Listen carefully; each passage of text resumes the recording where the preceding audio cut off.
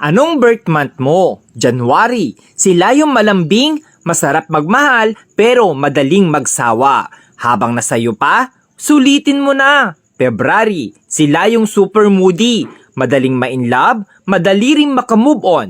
Sweet, ma-effort, lalo na pag mahal niya talaga.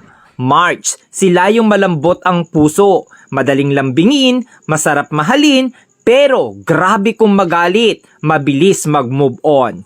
April, sila yung grabe magmahal, todo bigay, todo effort, tahimik pero mainitin ang ulo. Mahilig tumingin sa iba pero ikaw lang mahal niya. May, madaling mainis pero mabilis pasayahin. Maliit na effort mo, natutuwa na. Palaging may love life pero palaging niloloko. June, mahilig talaga mga liwa, pero kapag nakita na niya yung taong mahal niya, loyal kung loyal yan. Masayahin pero doble ang sakit ang kayang ibalik sa'yo once nasaktan mo. July, sila yung mga taong hindi mabilis magtiwala. Handang masaktan, mapasaya ka lang. Slowly, iyakin, emotional, mahilig magtampo. August, joker, abnormal, pero may tinatagong problema. Masarap kasama, masayahin, hindi showy, sakto lang magmahal. September, stick to one. Loyal pero madalas lokohin kaya matigas ang puso.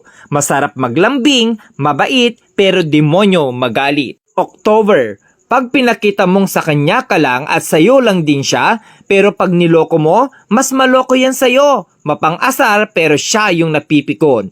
November, hindi mabilis magka-move on sa isang bagay. Marupok, madamdamin, umiiyak ng patago pero kakayanin. December, malibog, joker, mabait, loyal, di ka iiwan, sila rin yung ipaglalabang ka. Hindi sa kanila uso ang salitang suko na.